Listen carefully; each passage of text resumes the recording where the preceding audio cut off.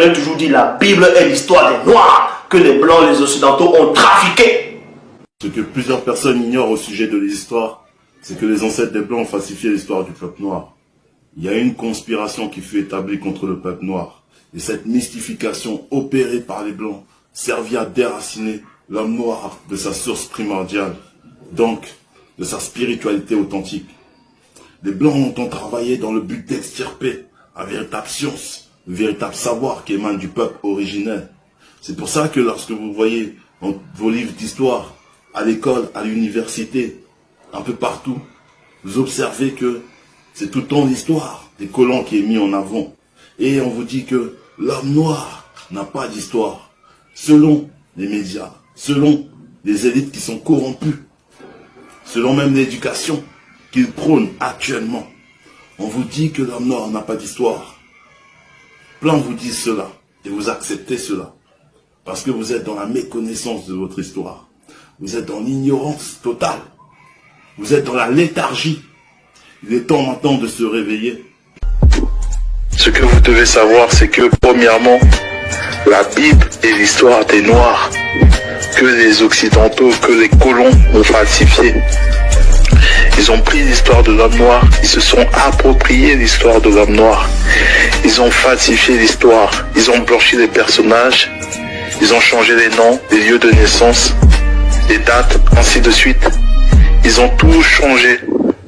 Mais néanmoins, il y a des particules de la vérité qui sont restées dans les Bibles actuelles que les gens ont à leur possession. Donc vous devez savoir que lorsque vous prenez la Bible, c'est l'histoire des Noirs qui a été changée, qui a été chamboulée, qui a été dénaturée, qui a été corrompue. Donc c'est très très important de savoir cela. Donc tous les noms là que vous allez citer dans vos Bibles, ce sont des faux noms bibliques. Et il y a des histoires même qui ont été modifiées. C'est pour ça qu'il faut l'esprit de discernement afin de déceler où se cache la vérité dans ces écrits-là qu'ils ont falsifiés. Parce qu'un criminel va toujours laisser des traces. C'est pour ça que quand vous allez dans Jérémie 8, au verset 8, il est dit, c'est bien en vain que s'est mise à l'œuvre la plus mensongère des scribes. Donc, sortez de l'esclavage mental, intellectuel et spirituel. Il est temps que l'homme noir puisse renouer avec sa véritable spiritualité authentique, originelle, ancestrale. Mais pour ce faire, il faudra rentrer dans l'initiation véritable. Pour ce faire, il faudra rentrer dans le salut véritable. Et ce salut véritable, c'est celui que Zulu Lassan apporte dans cette réalité du visible. Et c'est pour ça que vous devez rentrer dans cette initiation, afin de rentrer dans les hautes dimensions de la spiritualité, dans les hautes sphères. Donc, rendez-vous dans la chaîne YouTube du seul enseignant mandaté dans ce siècle, Zulu Lassan. Gloire à Loba Eweka, unique créateur vrai et véritable.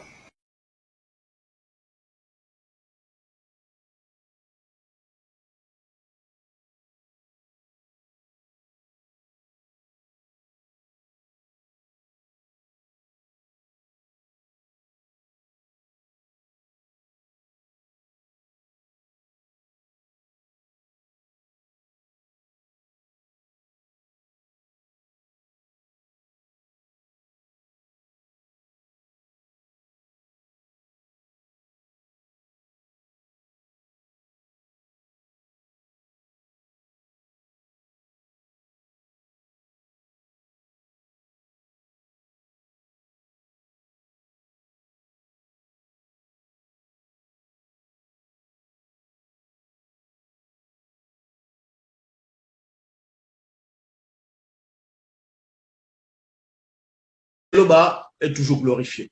Parce que la Bible, elle est là. Voilà ce que les faux juifs, le complot, ils ont voulu vous cacher. La seule version authentique. En gros, la véritable histoire, c'est quoi? C'est que tous les apôtres, tous les prophètes sont noirs. Est-ce que vous comprenez? C'était des noirs. L'histoire du peuple noir, c'est là. Ils ont juste pris l'histoire du peuple noir. Ils ont trafiqué, ils ont modifié les noms, les lieux de naissance. Vous voyez? Ils ont modifié. Ils ont écrit les Bibles avec les parchemins. Et quand sera venu le deuxième, à son époque du visible, il rétablira le récit authentique, voilà, du livre de Dubuisset dans Enoch. Et celui de Kalatambale. Voilà. Et celui de Kalatambale. Les deux prophéties sont réalisées. Les deux prophéties. Mais la gloire ne revient qu'à Loba seul. Loba est le vrai créateur. Jésus n'est pas le vrai créateur. Les chrétiens, sortez de toutes ces fausses églises. Loba est le vrai créateur. Venez vous réduire à Loba. Loba est le vrai créateur.